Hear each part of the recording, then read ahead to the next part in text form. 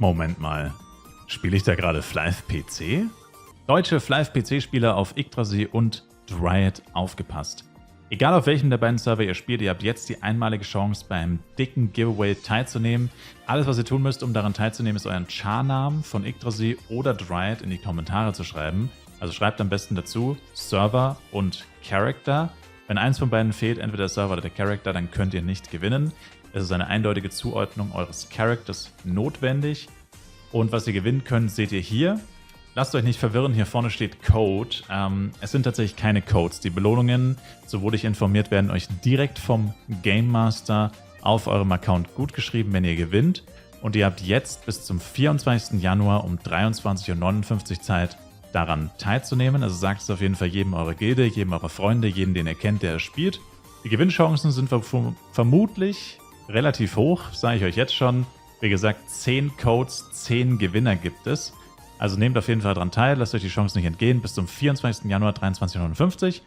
Und jetzt geht's los mit dem Video. Ja, tatsächlich spiele ich hier gerade Flyve PC. Oder man könnte auch sagen Flyve Online.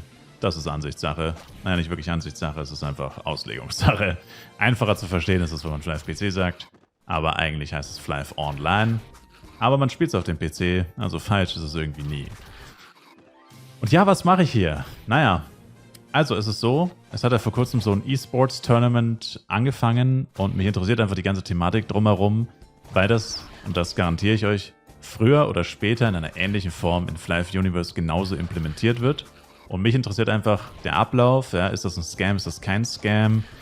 Ich meine, ich wüsste nicht wirklich, wie es ein Scam sein sollte, um ehrlich zu sein. Ich bin mir ziemlich sicher, es ist kein Scam, aber wie genau das abläuft, wie ist die Kommunikation, wie funktioniert das System, wie funktioniert die Plattform, wie kann man so mit denen in Kontakt treten und so weiter und so fort. Weil da sind halt auch andere Unternehmen als Scala beteiligt. Und all das findet halt aktuell in Flyve PC statt. Ja? Flyve PC hat jetzt dieses E-Sports-Tournament bekommen. Flyve Universe wird das wahrscheinlich so genau jetzt nicht bekommen. Also es wird bei Flyve Universe, wenn irgendwas Krypto, NFT oder sonst was Mäßiges kommt, wird das höchstwahrscheinlich anders aussehen, keine Frage. Aber in irgendeiner Form wird es bei Flyve Universe auch früher oder später Einzug halten. Ob das dann auf den normalen Servern implementiert wird, weiß man noch nicht. Wahrscheinlich nicht. Also die Developer haben, meine ich, irgendwann mal gesagt, dass das mit den normalen Servern nichts zu tun haben wird, sondern da extra Server dann existieren werden oder sonst was. Allerdings liegt, glaube ich, diese Aussage mittlerweile auch schon wieder ewig weit zurück. Und momentan sind wir so ein bisschen in der Schwebe, was jetzt denn eigentlich mit diesem NFT, groß angekündigten Flyve Universe NFT-Projekt passieren soll. Also da kriegt man eigentlich überhaupt keine offiziellen Infos. Also es ist alles so ein bisschen ungewiss. Und weil es eben alles so ungewiss ist, dachte ich mir, naja, dann kann man sich jetzt zumindest angucken, wie es denn bei Flyve PC so abläuft, ja. Und kann da zumindest etwas sich das Ganze anschauen, sich damit vertraut machen und eben gucken, wie gesagt, wie es funktioniert und so weiter. Und dann dachte ich mir, ey, ganz ehrlich, ich habe schon ewig keinen neuen Char mehr gemacht und in Flyve PC macht einen neuen Char machen deutlich mehr Spaß als in Flyve Universe. Also no front an Flyve Universe, aber in Flyve PC, vor allem wenn man wie ich schon High-Level-Charakter hat, die einen supporten können und natürlich auch viel Equipment hat und so, das man benutzen kann, dann macht das grundsätzlich einfach viel mehr Spaß, als in Flyve Universe neu anzufangen. Weil in Flyve Universe hast du zwar auch einen High-Level-Charakter und es ist auch deutlich chilliger, als wenn du wirklich komplett von Null anfängst. Aber es ist trotzdem etwas, naja, sagen wir, umständlicher. Und ja, dann dachte ich mir, na komm, dann machen wir einen neuen Char. Ja, der Name von dem Char ist jetzt leider ein bisschen bescheuert. Burrito Shop. Ja, also ich mag Burritos und es sollte mal ein Shop-Char werden. Den habe ich aber tatsächlich nie benutzt für irgendwas, wenn mich nicht alles täuscht.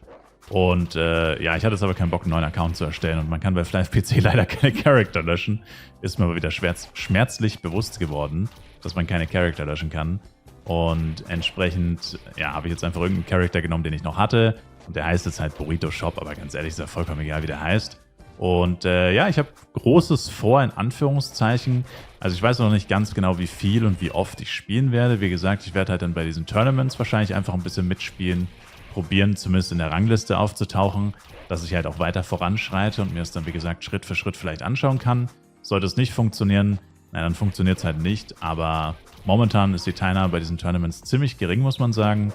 Und dann dachte ich mir, naja gut, okay, wenn die Teilnahme so gering ist, warum nicht? Dann hat man ja die perfekte Chance, auch mit relativ wenig Aufwand zumindest dabei zu sein. Also ich will natürlich nichts gewinnen, weil das ist abnormal. Also ich habe zumindest von einem Gewinner, also der den letzten Stage 1 Qualifier von diesem E-Sports Tournament gewonnen hat, Der hat mir einen Kommentar auf YouTube geschrieben und meinte, irgendwie er hat 22 Stunden gespielt oder so. Oder 20 Stunden gespielt in diesen... 22 Stunden ist der Tournament-Zeitraum, genau. Und er hat irgendwie nur 3 oder 4 Stunden geschlafen, also fast 20 Stunden gespielt. Also komplett geisteskrank, ja. Also ich meine, er hat es auch verdient, Platz 1 zu sein. Und der hat mir dann aber auch schon wertvolle Informationen geben können in Bezug auf die Tournaments. Und zwar ist es ganz einfach so, dass er quasi auch gesagt hat, wie das denn so, dass er zum Beispiel von Moderatoren tatsächlich kontrolliert wird. Also ein großes Bedenken war ja bei den Tournaments, als man sich das so zum ersten Mal durchgelesen hat, okay, das Tournament läuft oder jedes Tournament geht 22 Stunden, was ein abnormaler Zeitraum ist, weil keiner kann 22 Stunden durchspielen. Und da kommt natürlich der erste Gedanke direkt, oh nein. Das heißt, wenn man dann einen Bot einschaltet und dann einfach die ganze Zeit bottet, ist man automatisch Platz 1 oder hat ein gutes Ranking und bekommt die Belohnungen und normale Spieler bekommen wieder gar nichts oder so. Aber tatsächlich meinte der Gewinner vom letzten Tournament, dass er insgesamt einige Male überprüft wurde von Moderatoren. Ich weiß jetzt nicht, ob die Moderator von FlyFPC waren oder von Gempion. Spielt er aber auch eigentlich keine Rolle. Auf jeden Fall wurde er überprüft, um zu gucken, ob der am Botten ist. Und das fand ich schon mal ziemlich vielversprechend, also dass sich da dann zumindest drum gekümmert wird, weil ich meine, klar, im normalen Spielbetrieb brauchen wir nicht drüber reden bei Flyf, war oder ist Spielregelverstoß, also Leute, die sich nicht an die Regeln halten, Leute, die sowas wie Bots oder Tools oder was auch immer benutzen, ist ein großes Bedenken, das man hat und natürlich auch vollkommen zu Recht, dass man das hat. Und da fand ich es dann tatsächlich überraschend und halt natürlich auch positiv, dass da dann zumindest bei so einem Tournament auf jeden Fall geguckt wird, dass jeder Teilnehmer, und das Schöne bei diesen Tournaments ist, man sieht genau, wer daran teilnimmt. Also du siehst den Charakternamen, das heißt, die Moderator können sich auch wirklich direkt zu dem Charakter teleportieren, sofern er dann online ist, aber wenn er nicht online ist, kann er ja auch nicht botten. Wenn er dann online ist, teleportieren sie sich einfach zu dem und gucken, jo, bist du denn tatsächlich da? Bist du am Botten? Und wenn er am Botten ist, na, dann direkt weggebannt und der nimmt so schnell am keinen Tournament mehr teil. Also, finde ich, ist tatsächlich echt cool. Also klingt überraschend positiv und muss man wirklich sagen, für FlyFPC oder generell für Flyf-Verhältnisse hat mich das extrem überrascht. Und deswegen, wie gesagt, wollte ich mir das jetzt einfach mal selber angucken, wie das denn so abläuft. Und wie gesagt, perfekter Zeitpunkt, sich einen neuen Charakter zu machen und mit dem das Ganze sich so ein bisschen, wie gesagt, anzugucken. Ihr merkt gerade, ich benutze gerade keine Amplis. Ja, ich habe mit dem Charakter nicht vor, ein wirklich hohes Level zu erreichen oder vor allem nicht schnell ein extrem hohes Level zu erreichen, wobei es jetzt auch ein bisschen daran liegt, dass ich teilweise noch diese Chamäleons mittöte von dem aktuellen Event. Ich dachte mir, ja, wenn ich hier schon rumlaufe, kann ich auch die Chamäleons töten, warum nicht? Auch wenn ich die Belohnungen wahrscheinlich eh nicht eintauschen werde, mal schauen. Jedenfalls ist es so, oh, ich habe meinen ersten Gem gedroppt. Ah, okay, darauf habe ich jetzt auch schon gewartet. Das ist nämlich das Item, das bei dem Tournament eben trackt, wie aktiv du bist und dein Ranking am Ende bestimmt. Und diese Gems, die haben eine Drop-Chance von 0,5%, das heißt, sie sind ziemlich selten. Ich weiß jetzt nicht, wie viele Monster ich getötet habe. Man muss Monster töten mit minus oder plus 10 vom eigenen Character-Level, also man darf nicht also zu mehr als 10 Level höheren gehen. Und genau, die quasi bestimmen deinen Rang im Tournament. Ein Gegenstand, der deinen Rang im Gempion-Turnier bestimmt, je mehr du verdienst, desto höher bist dein Rang, okay. Nicht ganz richtig, aber desto höher ist dein Rang. Der Verdienst wird nur gezählt, wenn du für ein Turnier angemeldet bist. Mit einem Doppelklick gelangst du auf die Gempion-Webseite. Genau. Und ja, diese Items sind eben, wie gesagt, dafür da, dass das Tournament dann bestimmt, welchen Rang du erreichst und anhand des Rangs dann halt eben auch deine Belohnung bestimmt wird. Und ja, wie gesagt, also ich dachte mir einfach, neuer Charakter macht auf jeden Fall Sinn, aber zeitgleich schnell leveln macht wiederum keinen Sinn. Weil, warum ich mit meinen High-Level-Charakter nicht dran teilnehmen wollte, ist ganz einfach. Das Problem bei High-Level-Charaktern ist, dass du schwierig nur, ich habe by the way auch nicht gestattet, aber das spielt bei den Monstern eigentlich auch keine wirkliche Rolle. Das Problem bei meinen High-Level-Charaktern ist tatsächlich, oh, ich wurde geroutet, dass ich halt mit denen nicht wirklich massenhaft Monster töten kann, im Plus-Minus-10-Level-Bereich. Also das Problem ist vor allem der Plus-Minus-10-Level-Bereich. Weil ab 170 sind alle Monster extrem stark und haben extrem viel HP. Natürlich gibt es noch Monster auf Level 160, aber sobald du über 170 hinauskommst, hast du dann wirklich Probleme, überhaupt Monster zu finden. Und außerdem muss man auch dazu sagen, wenn du so gar keinen Progress hast, also wenn du wirklich die ganze Zeit nur bei Monstern bist, die eigentlich keine XP geben, die du nur wegen diesen Gems tötest und wo du eigentlich wirklich die ganze Zeit dich nur langweilst eigentlich, also wo du irgendwie gar keinen Reiz für dich selbst hast, irgendwie, okay, neues Level, nächstes Equipment oder was auch immer, dann ist das halt einfach langweilig. Ich denke auch, dass es zum Zuschauen langweiliger wäre Und deswegen dachte ich mir, neuer Charakter macht definitiv Sinn. Jetzt ist natürlich noch die Frage, was es für ein Charakter wird. Also ich habe hier schon Vorbereitungen getroffen. Viele dieser Sachen hat man, by the way, einfach gratis bekommen. Also Fly PC ist, was Gratis-Belohnungen für Anfänger angeht, echt geil. Waren sie schon immer. Momentan ist es komplett übertrieben, weil momentan läuft immer noch dieses Anfänger-Event. Ich weiß tatsächlich nicht, wie lange es geht. Könnt ihr gerne in die Kommentare schreiben. Müsste ich jetzt nachschauen. Aber da läuft aktuell noch so ein Event für Anfänger, wo du, wenn du dich anmeldest, kriegst du mehrere Dark Ratesia-Tickets, glaube ich, sind von dem Event. Du bekommst so einen 14-Tage-Rückkehrer-Buff. Also du bekommst sau viel Zeug einfach geschenkt. Also tonnenweise Power-Ups und Zeug im Wert von gefühlt 50 € oder so. Jetzt mal übertrieben gesagt. Also wahrscheinlich ist es ein bisschen weniger, aber es ist auf jeden Fall extrem viel Zeug. Und ja, es ist einfach ein richtig gutes Gefühl. Du fängst an und wirst komplett zugeballert mit Power-Ups, mit Amplis und allem so einem Zeug, dass du instant Level 100 erreichen kannst, gefühlt innerhalb von 2-3 Stunden oder so.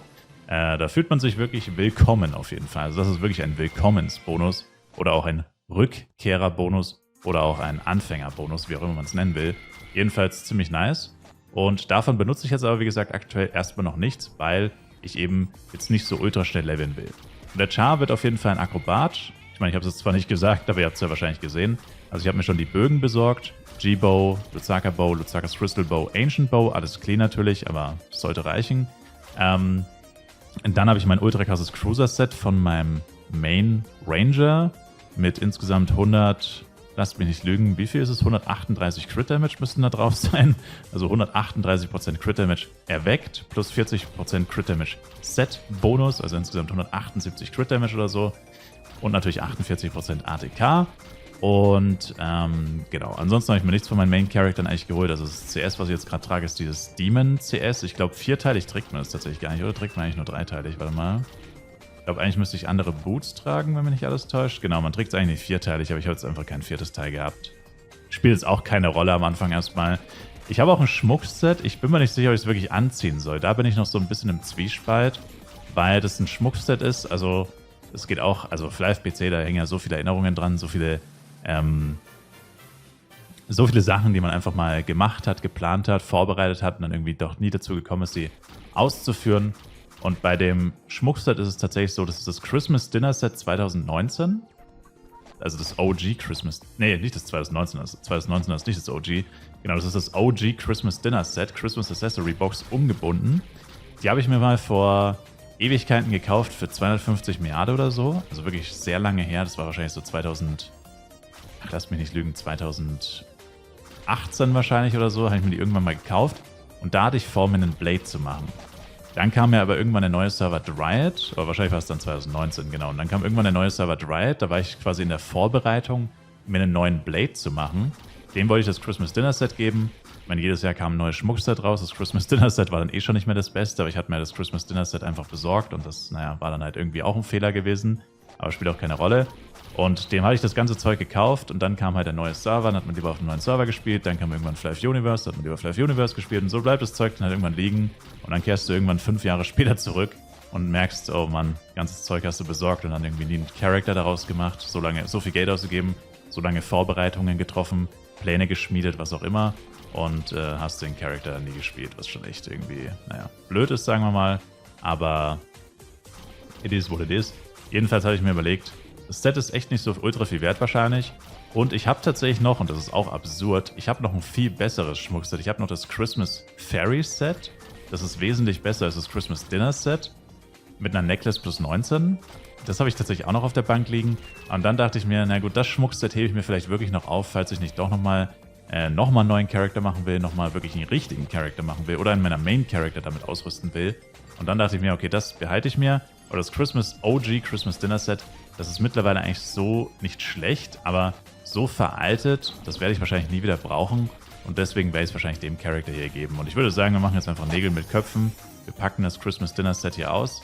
Und sieht nach nicht viel aus, muss man sagen. Die Ringe geben Dex plus 30 und 20 Attack Speed. Die Necklace gibt 8% PvP-Schaden und 15% HP. Sieht auch nicht nach so viel aus. Und die Ohrringe geben 10 Crit Damage und 60 Int. Das heißt, insgesamt sind jetzt nicht so ultra krasse Werte von den Items an sich, aber das Krasse bei dem Set ist tatsächlich der Set-Effekt. Und der Set-Effekt gibt einfach 3000 zusätzlichen Schaden. Zusätzlicher Schaden plus 3000, außerdem Geschwindigkeit plus 7, Schadensreflexion 20% Gut, FP plus 1000 ist auch irrelevant. Und 10% Genauigkeit. Also vor allem diese 3000 Zusatzschaden sind der springende Punkt, weil das im Endeffekt besser ist als, naja, zweimal der eine plus 20 oder auch zweimal Pseudomol plus 20. Also allein dieser Set-Effekt mit den 3000 Zusatzschaden ist extrem geil. Also dazu zusätzlich noch Crit Damage, Dex plus 60 und so weiter. Haben wir gerade schon durchgelesen. Und ja, also es ist ein grundsolides Set, auf jeden Fall ein gutes Set, aber wie gesagt, halt natürlich ein bisschen outdated. Lol, wir haben Explorer-Gowns gedroppt. Die habe ich actually mal gefarmt hier tatsächlich. Damn, das ist funny, dass sie die jetzt gedroppt haben. Ja, wo sind die gelandet? Achso, oben wo das Set-Type war wahrscheinlich. Ah ja, genau. Ja, aber das ist momentan so ein Side-Project, was ich jetzt aufgezogen habe. Also wenn es in Flive Universe mal wieder ein bisschen langweiliger oder ruhiger wird, dann können wir vielleicht auch ein bisschen Flive PC mit dem Charakter hier spielen. Für ein paar Leute, die ein bisschen in OG-Feelings schwelgen wollen, denke ich mal, ist der Charakter hier perfekt. Und es wird halt vor allem sehr schnell gehen. Also ihr seht schon, jetzt one-shotten wir die Viecher durch das Schmuckset.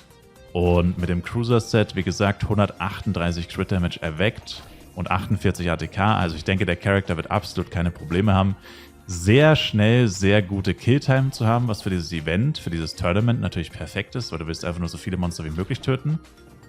Und warum ich keine Party habe, by the way, vielleicht noch ein wichtiger Punkt für die Leute, die das nicht wissen. Also einerseits habe ich gehört, dass diese Gems tatsächlich irgendwie random aufgehoben werden. Also es haben wohl ein paar Leute auch Probleme gehabt, irgendwie die Gems auf dem richtigen Charakter zuzuordnen. Also das wäre jetzt so ein Bedenken, was man da auf jeden Fall haben könnte.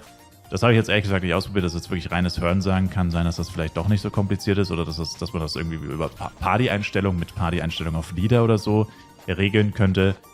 Interessiert mich ehrlich gesagt gar nicht so sehr, weil ich muss einfach zugeben, mir ist das relativ gleich. Also ich will den Charakter einfach nur ein bisschen spielen. Also ich will tatsächlich das Spiel spielen und ich will nicht einen neuen Charakter hochleveln. Ich habe ja gerade schon gesagt, ich aktiviere keine Amplis und so, weil mir das gar nicht so wichtig ist, welches Level der Charakter hat. Und das ist auch wirklich ernst gemeint. Also ich will den Charakter tatsächlich jetzt nicht so schnell wie möglich irgendwie hochleveln, sondern ganz im Gegenteil. Ich will eher den Prozess genießen, weil wenn der Charakter jetzt auch innerhalb von kürzester Zeit zum Beispiel Level 170 erreichen würde, dann hätte ich ja das gleiche Problem, was ich vorher hatte mit meinen Main-Charaktern, dass die einfach so hoch sind, dass es da keine wirkliche Auswahl an Monstern gibt. Du musst Monster töten, die 10 Level unter dir sind, damit du eine halbwegs gute Killtime hast. Und dann langweilst du dich eigentlich, weil du irgendwie einfach gar nichts effektiv machst. Du farmst wirklich nur diese Items und sonst nichts. Und das ist halt auf Dauer, wie gesagt, sehr langweilig. Wenn du währenddessen einen neuen Charakter hochspielst, dann ist das halt irgendwie ein bisschen spannender, ein bisschen interessanter. Und genau, und deswegen will ich das hier auch wirklich nicht irgendwie extrem beschleunigen. Und ihr seht ja schon, wir haben jetzt innerhalb von kürzester Zeit Level 15 erreicht. Gut, das ist jetzt absolut nichts Besonderes in Flive PC, muss man auf jeden Fall sagen. Keine Frage. Aber ja, sobald wir Level 45 sind, will ich das wirklich auf jeden Fall einfach nur genießen. Und ja, denke mal, das ist ein ganz cooles Side-Project. Und für die Leute, die schon Ewigkeiten auf Flive PC-Content warten, können sich jetzt halt zumindest sicher sein, dass ab und zu vielleicht mal kurz ein Livestream oder ein Video kommt zu, naja, Flive PC, zu den Tournaments und so weiter und so fort. Also wie gesagt, ich werde das jetzt einfach ein bisschen verfolgen.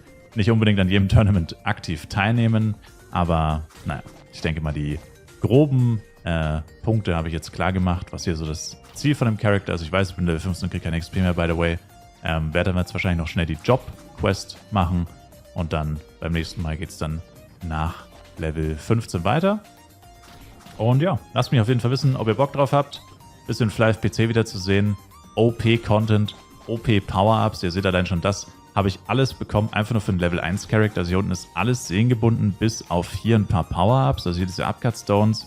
Ja, ein paar Power-Ups sind ungebunden, mein Cruiser-Set natürlich, aber alles andere ist tatsächlich sehengebunden. Das hat wirklich alles dieser Charakter einfach geschenkt bekommen.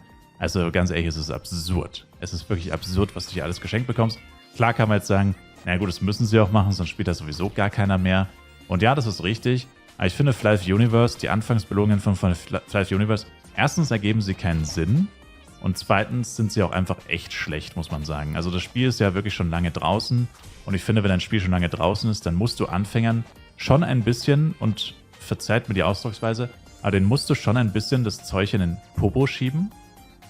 Ganz einfach, weil du willst ja, dass die weiterspielen. Du willst, dass die, wenn die anfangen, direkt Bock haben, direkt schnell ein hohes Level erreichen. Weil, was ist das häufigste, was du hörst als Anfänger oder von Anfängern? Ja, es dauert alles so lang. Mann, ich habe jetzt 3 Stunden für Level 15 gebraucht. Boah, ich bin so raus, ich habe keine Ahnung, was ich tue. Ich sterbe die ganze Zeit bei Bangs. Lauter solche Sachen, sowas willst du nicht hören, weil das bedeutet ja, direkt am Anfang vom leichtesten Content im Spiel sind die Leute schon entmutigt, weil sie halt so lange nicht mehr gespielt haben oder noch nie gespielt haben und halt einfach, naja, nicht wissen, was sie tun sollen, so ungefähr. Und wenn du den Start so einfach machst, dass es eigentlich wirklich selbst jemand, der noch nie gespielt hat, eigentlich ohne Probleme schaffen sollte, ein relativ hohes Level, einen relativ gut equippten Charakter innerhalb von relativ kurzer Zeit zu erspielen, dann ist die Motivation eine ganz andere. Also ich finde den Ansatz von FlyFPC eigentlich goldrichtig. Ich meine, gut, zugegeben, FlyFPC übertreibt es vielleicht ein kleines bisschen, muss man dazu sagen, aber sie haben auch wirklich keinen großen Spielerzuwachs.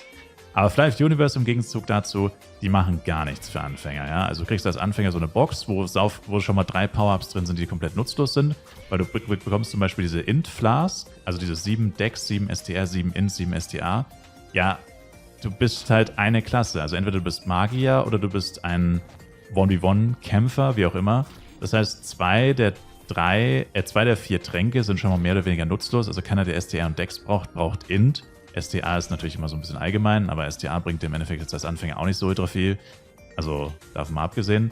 Und ja, es ist einfach so ein bisschen, keine Ahnung, so ein bisschen nutzlos, kann man fast sagen. Und könnte man auf jeden Fall deutlich upgraden, diese Anfängerbox bei Flive Universe. Und bei Flive PC wiederum, wie gesagt, ist sie halt komplett übertrieben. Kann man auch wieder drüber streiten, ob das so übertrieben sein müsste. Bei Flive Universe müsste sie definitiv nicht so komplett übertrieben sein. Aber ich finde, sie müsste extrem viel besser sein, als sie aktuell ist in Flive Universe. Und deswegen, wie gesagt, finde ich halt den Kontrast hier extrem stark. Klar, Flive PC hat gerade, wie gesagt, so ein Anfänger-Rückkehrer-Event noch laufen. Aber selbst wenn das nicht laufen würde, die Anfängerbelohnungen oder die Anfängervorteile sind extrem im Vergleich zu Flive Universe. Und das finde ich einfach wirklich gut, weil so kann man tatsächlich sagen, fühlt man sich als neuer Spieler, wie gesagt, extrem appreciated und hat halt auch direkt Lust, richtig reinzugrinden.